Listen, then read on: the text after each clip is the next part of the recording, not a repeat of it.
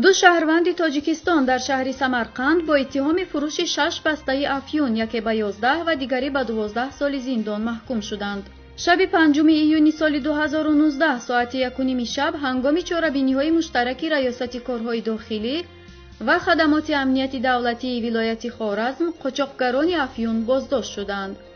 ریاست تفتیشات نزد ریاست امور داخلی ولایت خوارزم میگوید قاچاقگران میبایست به شهر سمرقند رفته افیون را به مبلغ $20,000 میفروختند.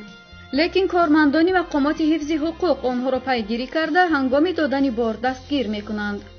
گفته می شود خریدار کارمندی مخصوص جلب شده وزارت کارهای داخلی بوده است. طور خبرگزاری فرگانه با استناد به دپارتمنت تفتیشات نزد وزارت کارهای داخلی ازبکستان اطلاع می‌دهد قاچاق مواد نشأه‌آور با ازبکستان معمولاً از کشوری همسایه افغانستان صورت می‌پذیرد. سال 2018 میدان کشت افیون در این کشور 263,000 گکتار و حجم استحصال افیون 6,400 تن را تشکیل داد. مواد مخدر از افغانستان به ازبکستان طریق ولایت نزد سرحدی سرخاندریا بیشتر از تاجیکستان وارد می شود.